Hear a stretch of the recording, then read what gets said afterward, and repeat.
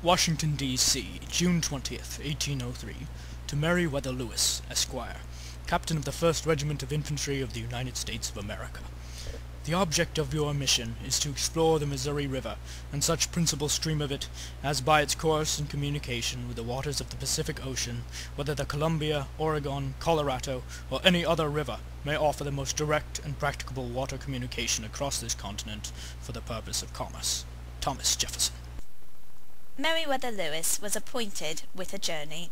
This journey was to find a water route to the Pacific Ocean to expand the borders of the Union.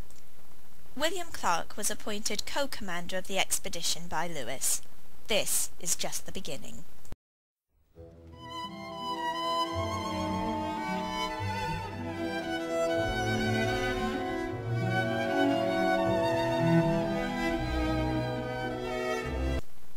Lewis had to pick a partner, and he chose William Clark, who at one time was Lewis's commanding officer. They agreed that neither one of them would take power over the other. They shared the power. I first went over to Philadelphia and took a crash course in medicine, botany, zoology, and celestial observation to prepare myself for the journey that was before me and Clark. The only real problem was the fact that if we got lost, we might never come back. But luckily, Clark was, and still is, a first-rate map maker. That would help us a lot, right? That was one of my main thoughts at the time, and I chose Clark to accompany me. I was 33 years old at the time Lewis offered me to accompany him on this expedition. I appreciated the fact that he remembered I was his commanding officer once before and offered me the same amount of authority that he had. This was more like a partnership than a duty. I already had some useful skills that could be used during this expedition.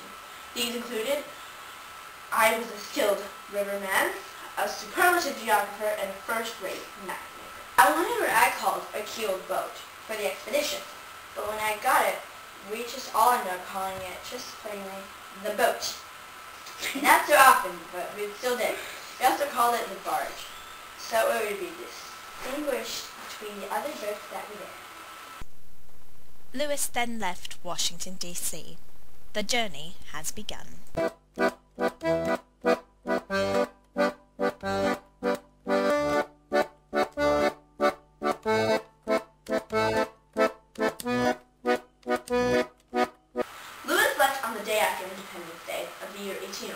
On horseback towards St. Louis, while I then followed soon after and took the keelboat up the Mississippi River and set up the evening camp on the Wood River in Illinois.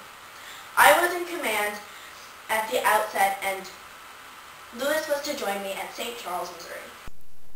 The expedition started, and Lewis and Clark met up. Then they headed west. As we journeyed farther and farther west, it started to get cold. Winter had come, and we needed a place to stay. Lewis and Clark wintered with my tribe.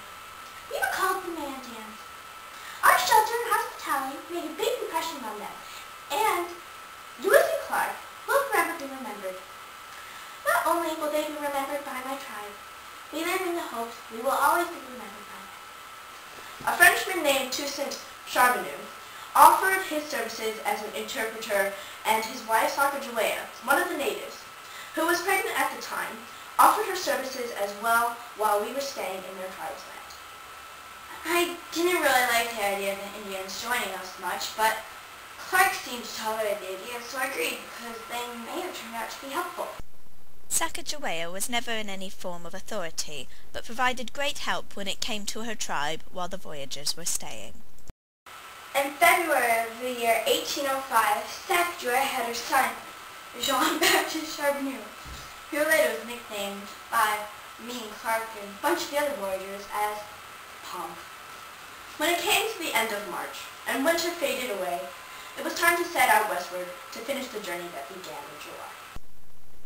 After 2 years, 4 months and 10 days, from the years of 1803 to 1806, Lewis and Clark had travelled far and wide on this journey to expand the Union.